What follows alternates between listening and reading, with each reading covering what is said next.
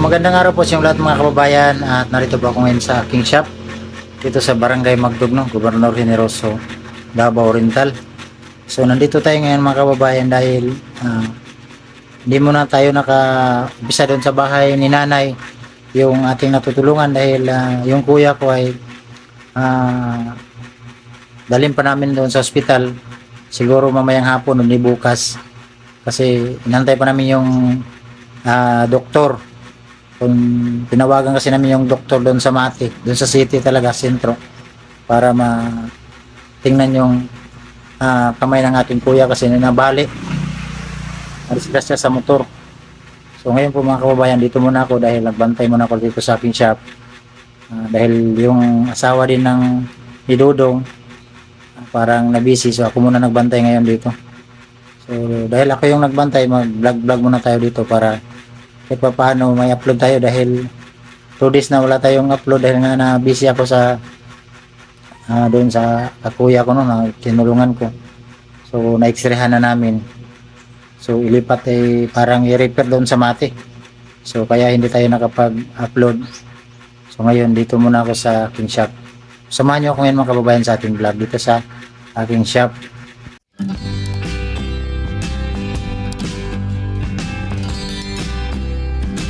Dito tayo sa loob mga kababayan para kita niyo yung stock ko dito. Ito yung laman ng ating tindahan. So nakita nyo at puno dito sa loob. Mga city ko dito. Ito yung bago namin ginawa. Nagaya ng city, stante. Yan yung mga city natin. So ito yung mga demand talaga dito. Ito yung RA. Yung city ng Baobao. So ito yung mga laman mga kababayan. So puno to.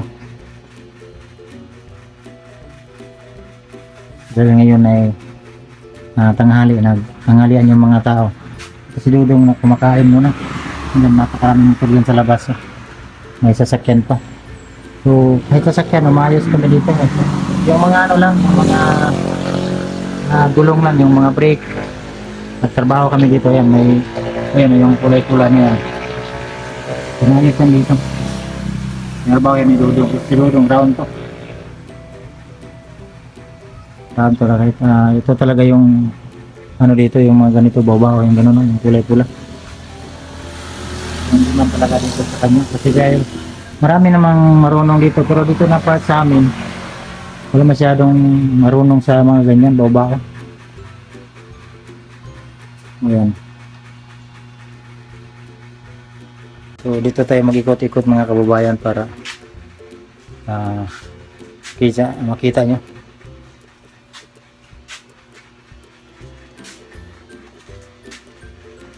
So dala pa lock natin.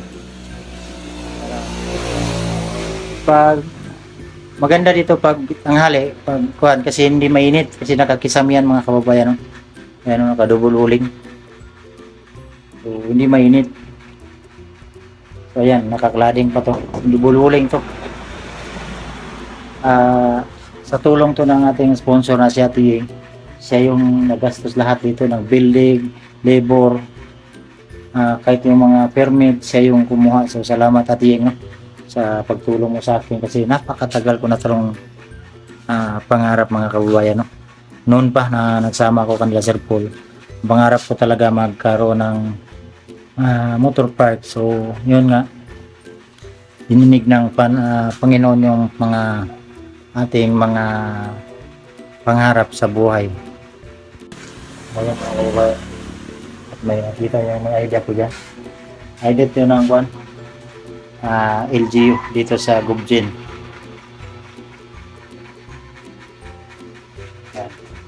At may ano na tayo, may permit. So dahil may permit na tayo, ayan, may ano na tayo, plaka. Ito yung plaka ng ano na, hindi na tayo maging illegal. Legal na tayo kasi may DTI, may business permit. Yan yung business permit natin. Kompleto na ito mga kababayan. Ito yung business permit natin. No? Ito yung ating business permit. Ayan. Nonoy Motor Parts. So, ayan. So, may business permit na tayo. So, hindi na tayo maging tawag ito, delikado. Kasi pag wala kang permit, delikado kapag nagganito ka. Sundin natin yung rules ng gobyerno para hindi tayo maging illegalista, no? Mga kababayan, napakaraming motor na nagsiuwian pa yung iba. Nadudong umuwi na nangalian.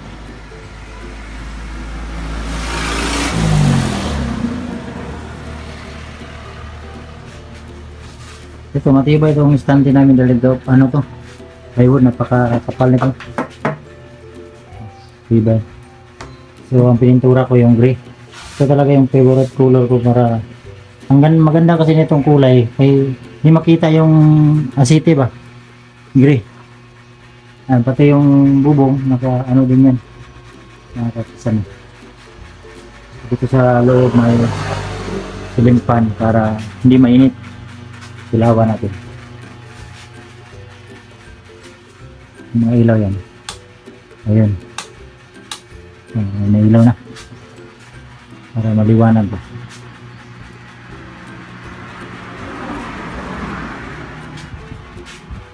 Ito yung mga mga gulong. Tawag nito balik. Pilihan ka na ng pisa rin sa Davao. Yung may-ari na lang nagbili kasi wala. Ang kandudong lang dito, yung labor na lang. Kung mayroong pisa dito, dito sana magbili kaso lang wala ang pisa dito. Dito pa yung iba natin kwan. Ito mga cable ng kwan. Ayan ito.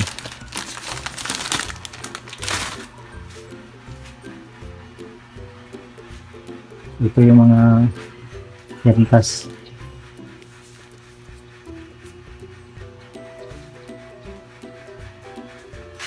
Ito yung mga bearing. Bearing to ganito. Ito yung mga bearing ng gulong. Ayan.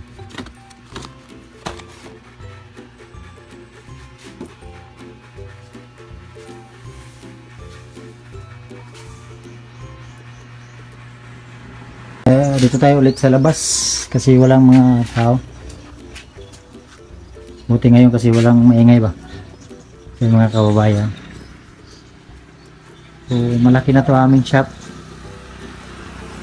So, paano ay napuno na yung ating tindahan yan mga kababayan. Ito pong tulong ni ating sa akin, nilagaan ko talaga to para makita niya na yung tulong niya hindi nasayang. Kasi sayang din yung tulong ng sponsor, hindi mo lang inalagahan. So sa akin, inalagahan ko talaga yung tulong sa sponsor kasi hindi biro yung trabaho nila doon. Walang tulog, pawis at para lang makatulong. So para yun, inagaan ko talaga para kita niya na yung tulong niya sa akin hindi nasayang. So nakita niya kaya iningatan ko talaga yung tindahan na to para kahit paano ba na may pagkakitaan tayo.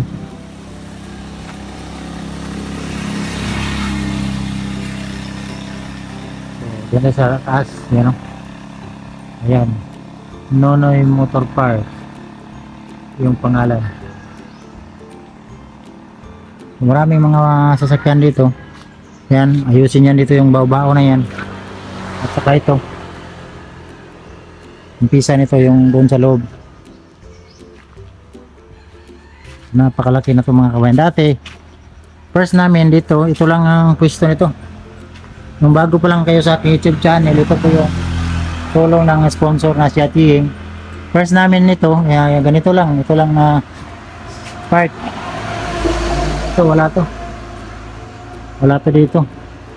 So siyempre marami tayong customer na kaya pinalakihan namin ng palaki kaya mayroon na to dito extension In-extension na naman dito para malaki. So, ito na, napakalaki na. So, sa nagtatanong doon sa itong lupa, sa amin ba to? Hindi to sa amin, nagrenta lang kami to sa lupa. Itong building sa amin. Meron pa din dito sa likod na hindi na nagawang kusina. Ito kusina sana to. Pero kaso lang napakaraming pisa ng motor dyan, no? Nakatambay. Ayan, no? Daming motor dyan. So, kumpleto to mga kababayan. May CR dyan, yung CR doon sa unahan. Dinagay namin yung CR para may customer dito. Siyempre, may CR tayo.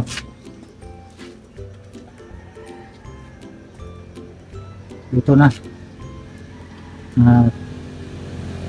Laki-laki na talaga itong ating shop. Salamat talaga ating sa pagkabot mo ng tulong. Kasi kung hindi dahil sa iyo, ay hindi ko talaga hindi ako magkaroon ng shop. So, salamat ate. At ito pa mga kababayan, no? Itong compressor na to. Ano to? Si Ating din yung bumili nito. Napakamahal nito mga kababayan. Ayan. Mahigit ano to? 25,000 ang bili ni Ating nito. So dito namin linagay para ano doon kasi parang nasikip ba. Ginawa namin, nilagyan namin yung screen para hindi hindi manakaw. Tapos nakalock yung loob niyan dito sa labas.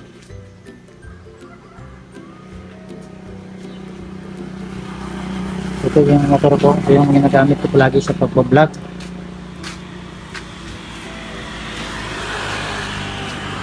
Yung motor kahit mainit, yung ginagamit ko sa pagbablog. Sniper ang mga kababayan. So nakita nyo at walang tao kasi yan nga, ang oras dito ay alas 12. Nagsitanghalian yung mga tao. Ito sila Dudong, kasi sila Dudong nandyan lang yun sa unahan, dyan sa kabilang kalsada yun. Simbahan to dyan mga kababayan, yung sa harap simbahan. Sa kanila Dudong doon sa unahan. So siwian sila. Ako lang dito nagdaldal muna. So, malaking tulong talaga ng ating sponsor, no? Si Ate Yeng. Hindi lang kababayan natin natulungan, pati ako. Kasi although tumutulong tayo pero yun nga, hindi naman kalakihan yung ating kinikita. So salamat talaga sa mga tao, ganon yung mga ugali, no? Na marunong tumingin sa ating mga kababayan na nangailangan din ng tulong. So Ate Yeng, salamat sa mong tabang sa kuwate.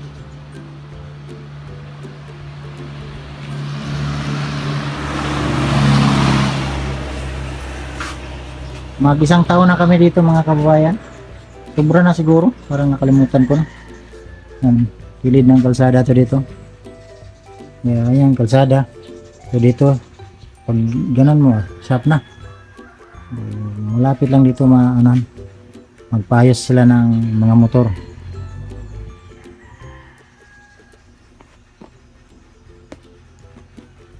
So, napakalaki na nito. Ano nang laki nito? Siguro mga 30 ang taas, 24 yung lapad. Napakalawak na nito mga kababayan. Dito na park, ito yung maraming resort dun sa unahan. Yan yung Eldon Beach Resort at saka Langka. Search nyo sa Facebook yung mga magandang resorts, Langka. Search nyo sa Facebook mga kababayan para makita nyo kung napakagandang mga resort dito na side. Kasi ito papuntang Davao City. Ito sa left side, sa right side, ito yung papunta ng mga resort.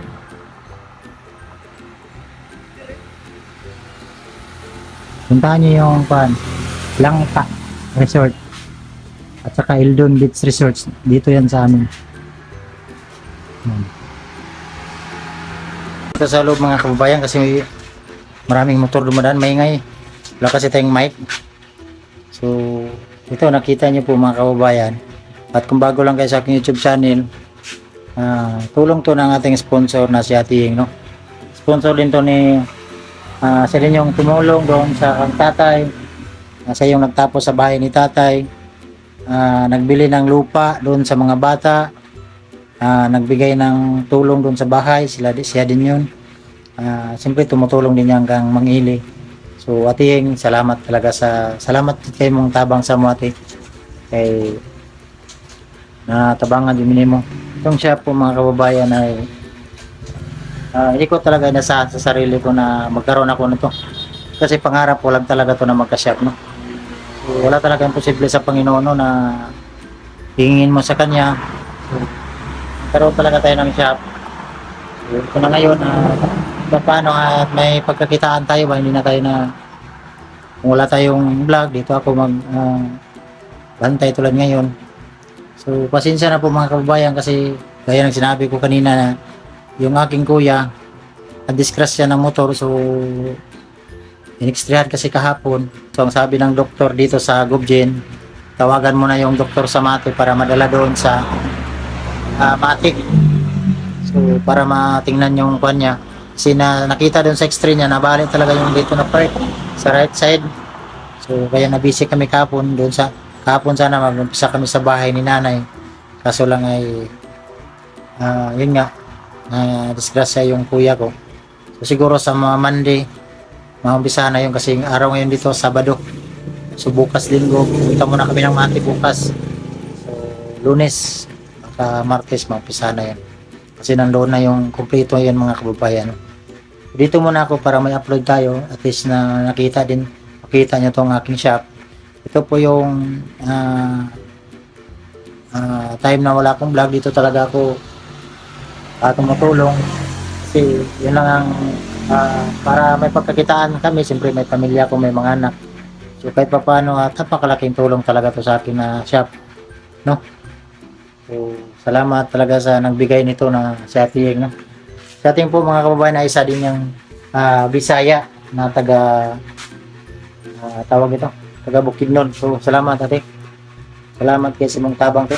Kababayan, no, maraming salamat siyempre sa ating mga charity viewers na hindi nag-skip ng ads. Maraming salamat sa inyong lahat, no. So siyempre sa ganun din po sa lahat ng mga sponsor, thank you sa inyong lahat, sa inyong pagtulong sa akin, pagsuporta, pagpanood, sa pag hindi nyo pag-skip ng ads. Napakalaking tulong na yan sa akin, aking pag-vlog, no. So inuulit ko, salamat sa inyo. Siguro yung bahay ni nanay, Monday maumpisahan na natin yung, kasi ang kuya ko unahin ko muna, tulungan ko kasi tumutulong tayo sa ating mga kababayan kasi hindi naman sinadya yung mag-disgrasya. So tulungan ko muna yung kuya ko kasi ilang araw naman yan, yan sa hospital, ma-plaster na. May gobyerno naman tayo makatulong, manghingi lang tayo ng tulong sa gobyerno para ma-okay na. So pwede ko na siya iwanan doon kasi may pagmangkin ako magbantay.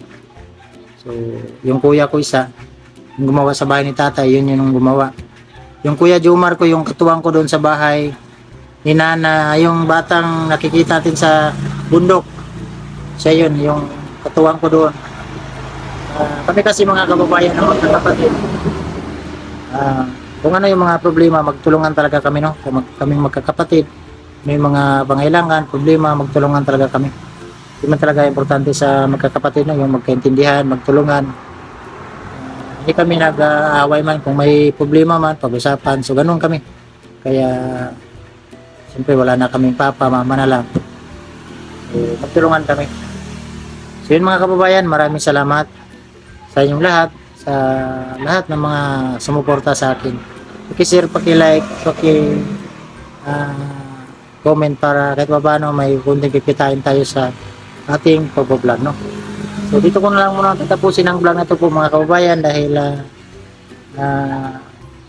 umuwi muna ako ngayon kasi nandiyan na yung isang nagbantay dito.